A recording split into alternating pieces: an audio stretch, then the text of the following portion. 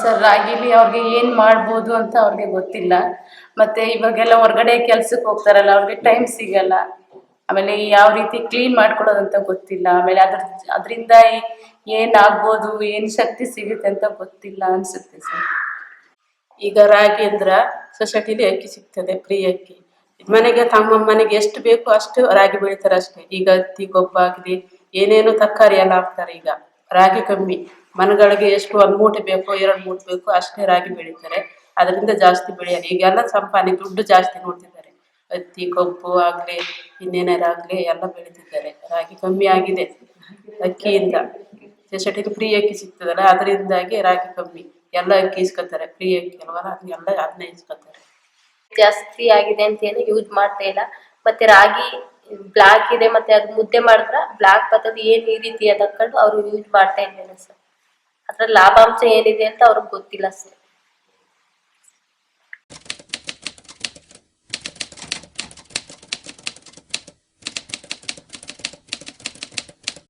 ಅವರು ಬರೀ ಮುದ್ದೆ ಅವಾಗಿಂದ ಬರೀ ಮುದ್ದೆನೆ ತಿಂತಿದ್ರು ಸರ್. ಇವಾಗ್ನವ್ರು ಜಾಸ್ತಿ ಬರೀ ರೈಸೇ ಊಟ ಮಾಡೋದು ಸರ್. ಆದ್ರಿಂದ ಅವರು ನಮ್ಗೆಲ್ಲ ಕೆಲಸ ಮಾಡಕ್ಕಾಗಲ್ಲ ಸರ್, ಅವರೇ ತುಂಬಾ ಜಾಸ್ತಿ ಕೆಲಸ ಮಾಡ್ತಾರೆ. ಇವಾಗ್ಲೂ ಅವರು ಜಾಸ್ತಿ ಮುದ್ದೆನೆ ಊಟ ಮಾಡೋದು ಸರ್. ಆದ್ರಿಂದ ಅವರು ಗಟ್ಟಿಮುಟ್ಟಿಯಾಗಿದ್ದಾರೆ.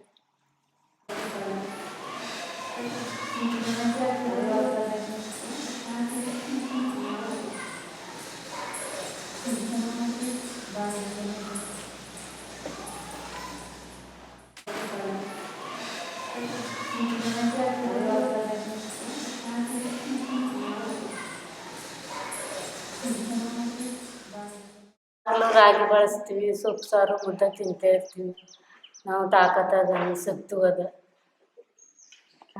ಅನ್ನ ಊಟ ಅಷ್ಟು ಜಾಸ್ತಿ ಮಾಡೋದಿಲ್ಲ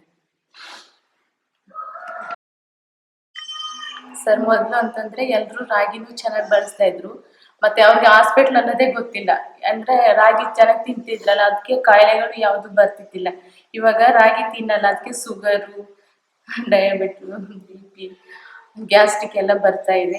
ಅದಕ್ಕೆ ಇವಾಗ ಎಲ್ಲರೂ ರಾಗಿನ ಯೂಸ್ ಮಾಡಬೇಕು ಅಂತ ಹೇಳಿ.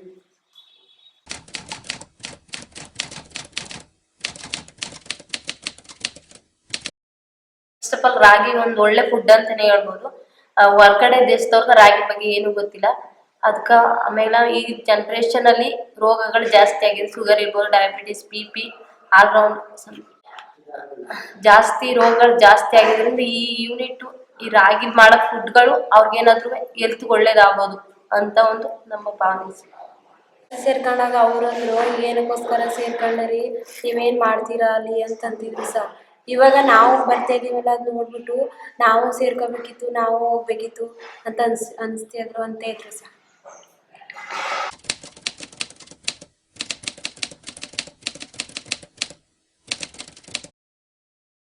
ಮುದ್ದೆ ಮಾಡ್ತೀವಿ ನಾವು. ಈಗೆಲ್ಲ ತಿಂಡಿ ಎಲ್ಲ ಮಾಡೋದು ಗೊತ್ತೇ ಇರಲಿಲ್ಲ ನಮ್ಗೆ, ಈಗ ಕಲ್ತಿರೋದು. ಮುದ್ದೆ ಅಂದ್ರೆ ನಾವು 3 ಟೈಮು ಮುದ್ದೆನೇ ಮಾಡೋದು, ಏನು ಮಾಡ್ತಾ ಇದ್ದಿಲ್ಲ ಅದರಿಂದ ರಾಗಿಯಿಂದ. ಈಗ ಚಕ್ಲಿ, ಮಿಕ್ಚರು ಎಲ್ಲ ತಿಂಡಿ ಎಲ್ಲ ಕಲ್ತಿದ್ದೀವಿ. ಹಪ್ಪಳ ಎಲ್ಲ ಮಾಡ್ತೀವಿ ರಾಗಿ.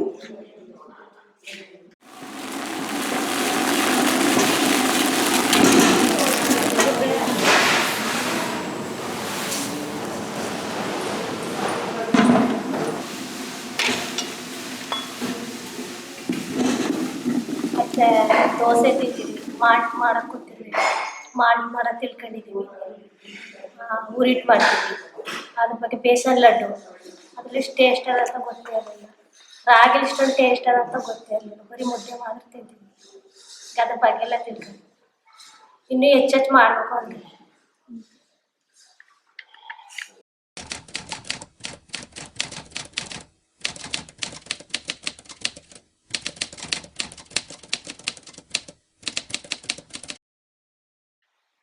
ನಾನು ಇಲ್ಲಿ ಕೆಲಸ ಮುಗಿಸ್ಕೊಂಡು ಹೋಗಿ ಮನೇಲಿ ಅಮ್ಮನ ಜೊತೆಲಿ ನಮ್ಮಮ್ಮ ಬ್ಯಾಂಬೂಲಿ ಡಿಸೈನ್ ಬುಟ್ಟಿ ಮಾಡ್ತಾರೆ, ಬ್ಯಾಸ್ಕೆಟ್ ಮಾಡ್ತಾರೆ. ಅವರು ನಮಗೆ ಸ್ವಲ್ಪ ಅವರು ಮಾಡಿ ಇಟ್ಟಿದ್ದನ್ನ ನಾವು ಹೋಗಿ ಫಿನಿಶ್ ಮಾಡ್ತೀವಿ. ಮತ್ತು ನಾವು ಸ್ವಲ್ಪ ಅವ್ರಿಗೆ ಹೆಲ್ಪ್ ಮಾಡ್ತೀವಿ. ಅದರಿಂದ ಇಬ್ಬರಿಂದ ಒಂದು ಜೀವನಕ್ಕೆ ಒಂದು ಉದ್ಯೋಗ ಮಾಡ್ತಾಯಿದ್ದೀವಿ ಸರ್. ಮಕ್ಕಳು ಎಜುಕೇಷನ್ಗೆಲ್ಲ ಒಂದು ಸ್ವಲ್ಪ ಪರವಾಗಿಲ್ಲ ಅನ್ಸುತ್ತೆ. ನಾವು ಮಾಡೋದು. ಮತ್ತು ನಮ್ಮ ನಮ್ಮ ಹಸ್ಬೆಂಡ್ ಹೊರಗಡೆ ತಕ್ಕೊಳ್ಳೋ ದುಡ್ಡು ಮಕ್ಕಳ ಎಜುಕೇಷನ್ಗೆ ಮತ್ತು ನಮ್ಮ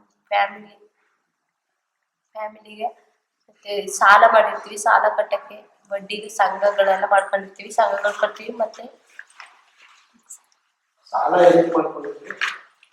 ಸರ್ ಸಾಲ ತಗೊಂಡಿರ್ತೀವಿ ಸಂಘದಲ್ಲಿ ಸಾಲ ತಗೊಂಡಿರ್ತೀವಿ ಸರ್, ಮನೆ ಕಟ್ಟಕ್ಕೆ ತಗೊಂಡಿರ್ತೀವಿ.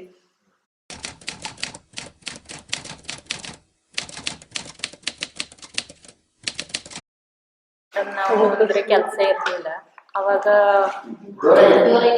ಅವಾಗ ಕೊಡ್ಗನ್ಕ ಹೋಗಿ ಮಕ್ಳ ಎಜುಕೇಷನ್ದು ಭಾರಿ ತೊಂದರೆ ಆಯಿತು ಮೇಡಮ್. ಹಂಗಾಗಿ ಈಗ ಈ ಕೆಲಸ ಅಂತ ಸಿಕ್ಕಿದ್ಮೇಲೆ ಈಗ ಅಲ್ಲೋಗಿ ಕಾಫಿ ತೋಟದಲ್ಲಿ ಮತ್ತೆ ಅಲ್ಲಿ ಗುಂಡಿ ಅನ್ನೋದು ಕಾಣ್ದಾನೆ ಬಿದ್ದೆಲ್ಲ ಆಗಿದೆ ಮೇಡಮ್. ಮರಕ್ಕೆಲ್ಲ ಹತ್ತಿ ತೊಂದರೆ ಸಖತ್ ತೊಂದರೆ ಆಯಿತು. ನಾವು ಕೆಲ್ಸಕ್ಕೆ ಹೋದ್ರಲ್ಲಿ ಊಟ ಇಲ್ಲ, ಗಂಜಿ ಅವ್ರು ಗಂಜಿ ಕೊಡೋಗಂಟ ಕಾಯ್ಕ ಕುತ್ಕೊಳ್ಳೋದು. ಕಾಫಿ ತೋಟಕ್ಕೆ ಹೋದ್ರೆ ಕಾಫಿ ಹಣ್ಣು ಊರ ಗಂಟ ಇದು ಮಾಡೋದು. ಯಾರ ಇಂದ ಒದ್ರಾಡ್ಕೊಂಡು ಸ್ವಲ್ಪ ಅಲ್ಪ ಕುಯ್ತೀನೋ, ಗೀಡ್ತಿದ್ದಿಲ್ಲ ಕೂಲಿ ಗೀಟಲ್ಲ ಅಂತ ಮರದ ಮೇಲಿಂದ ದುಪ್ಪನ್ ಬೀಳೋದು, ಕಾಲು ಗೀಲು ಎಲ್ಲ ಏಟ್ ಮಾಡ್ಕೊಳೋದು ಎಲ್ಲ ಮಾಡ್ತೀನೋ. ಅಂದ್ರೆ ಭಾರಿ ಹಿಂಸೆ. ನಾವು ಕೊಡಕ್ಕೆ ಹೋದ್ರೆ ಸುಮ್ಗೆ ದುಡ್ಡು ಅನ್ಕೊ ಹೋಗೋದಷ್ಟೇ. ಅಲ್ಲಿ ಏನೇ ಆದ್ರೂ ನಮ್ಮದೇ ಇದು. ಇಲ್ಲಿಗೆ ಹೋಗಿ ನಮಗಿಲ್ಲಿ ಕೆಲಸ ಸಿಕ್ಕಿರೋದು ವಾಸಿ, ಯಾಕಂದ್ರೆ ಇದು ನೆಮ್ಮದಿಯಾಗಿ ಕೆಲಸ ಮಾಡ್ತೀವಿ, ಮಕ್ಕಳನ್ನ ನೋಡ್ಕೋಬೇಕು. ಅಲ್ಲಿಗಾದ್ರೂ ಹೋಗಿ ಕೆಲಸ ಮಾಡಕ್ಕೆ ಅನ್ಕೊ ಹೋದ್ರೆ ನಾವು ಕಾಲು ಏಟ್ ಮಾಡ್ಕೋಬೇಕಾಯ್ತ, ನಮ್ಮ ಜೀವಕ್ಕೂ ಅಪಾಯ ನಮ್ಗೆ. ಯಾಕಂದ್ರೆ ಎಲ್ಲ ಊರ ಥರ ಕಾಪಿ ಅಂತ ನಾವು ಆಸೆಯಿಂದ ಇದು ಮಾಡೋದು, ಮೇಕ ಮಾರ್ಕತ್ತದು, ಮಳ ಅಂತಲೇ ಇದು ಮಾಡ್ತಾನೆ ನಾವು ಕೆಲಸ ಮಾಡ್ತೀವಿ. ಅಂದರೆ ಭಾರಿ ಹಿಂಸೆ ಅಲ್ಲೋ ಕೆಲಸ ಮಾಡೋಕ್ಕಷ್ಟೇ. ಈಗ ಇಲ್ಲಿ ಕೆಲಸ ಸಿಕ್ಕಿರೋದು ನಮಗೆ ಪರವಾಗಿಲ್ಲ.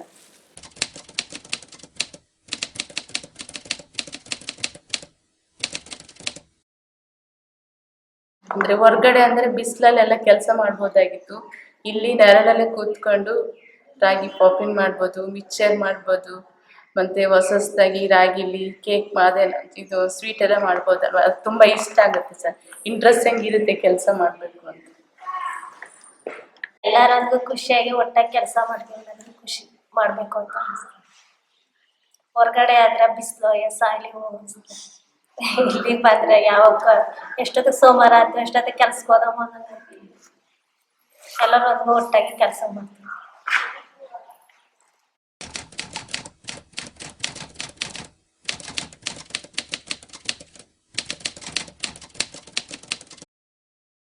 ಹೊರ್ಗಡೆ ಮಾರ್ಕೆಟಿಂಗ್ ಯಾವ ರೀತಿ ಮಾಡ್ಬೋದು, ಮತ್ತು ನಾವು ಮಾಡಿರೋಂಥ ಥಿಂಗ್ಸ್ಗಳನ್ನು ಎಲ್ಲಿ ಸೇಲ್ ಮಾಡಬೇಕು ಅಂತೆಲ್ಲ ಹೇಳ್ಕೊಟ್ರೆ ಅದು ನಮಗೆ ಇಂಟ್ರೆಸ್ಟಿಂಗ್ ಇರುತ್ತೆ.